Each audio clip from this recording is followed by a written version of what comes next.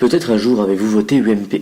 Vous avez donc connu l'ère Sarkozy, l'austérité, la hausse du chômage, mais aussi et surtout les magouilles internes à ce parti.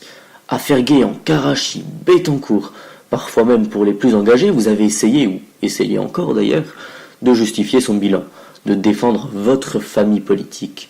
D'autres, par sanction, auront décidé de voter François Hollande. Ah, le Parti socialiste et sa politique antisociale. On attendait la relance comme on pourra attendre le beau temps en ce mois de juin. Il promettait la renégociation du pacte budgétaire européen, la stagnation des impôts en 2014, se positionnait comme l'ennemi de la finance et fervent défenseur du principe d'exemplarité. Mais Guéant, Aubry, Dallangeville, sa petite copine, vous savez, notre First Lady, et bien d'autres sont passés par là. Pendant ce temps, telle l'horreur brune en 1933, Marine Le Pen guette et savoure cette pièce de théâtre de mauvais goût, faisant exploser les adhésions au Front National. Enfin, c'est ce qu'elle dit. Oui, mais voilà, on connaît le front de la marine et ses têtes rasées bien cachées. C'est sûr que ça fait tout de suite plus propre entre nous. Celui qui promet l'intervention de l'État pour les plus blancs d'entre nous, qui rêve de charters bien crasseux, sous prétexte que celui qui n'est pas de chez nous n'a rien à faire sur notre territoire.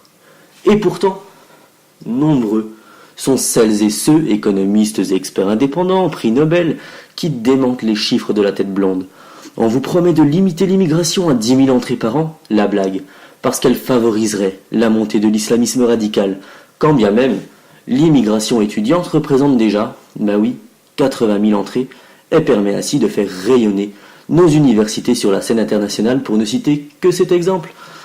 On vous fait croire que l'étranger vous pique votre boulot. Pauvres malheureux que nous sommes, la marine oublie sans doute que nous autres, Européens, sommes de plus en plus qualifiés et que nous ne ciblons pas les mêmes emplois que nos amis d'outre-Méditerranée. Ah, et un dernier exemple plutôt sympatoche. Ces étrangers profiteraient de notre modèle social mince de masse, à moins que ceux-ci ne consomment rien sur notre territoire, vivent dans la rue et n'ont aucun loisir, ils contribuent à notre activité économique, n'en déplaise.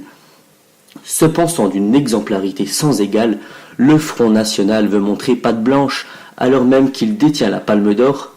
Vous comprenez l'effet du Festival de Cannes sur la métaphore choisie, du nombre de condamnations chez ses cadres, la famille Le Pen comprise, et ces derniers ne se cachent pas de fricoter avec les plus grands nostalgiques de l'époque de Vichy. Face à cela, des opportunistes bien pensants viennent se greffer à l'échiquier droite-gauche et tentent de prendre les responsabilités. Prenons la fanatique Christine Boutin, qui fut à la botte de Sarkozy avant de s'en aller poser un projet politique sur sa religion. Borloo et son centre droit, oui, ça existerait. Ou encore Jean-Luc Mélenchon, ancien socialo, porteur de la symbolique 6ème République. Bref, nous assistons à la déliquescence de notre classe politique. C'est en ce sens que nous, citoyens indignés face à pareil scénario, entendons proposer une alternative indépendante des mouvances traditionnelles à nos concitoyens, parce que nous restons convaincus de la nécessité de l'engagement, conscients qu'un vote ne doit pas rester blanc, qu'il doit porter un projet. C'est en ce sens que je vous appelle à voter, et faire voter pour les listes indépendantes portées par le Mouven aux élections municipales et européennes de 2014. Ensemble, renouvelons cette classe dirigeante. Ça urge.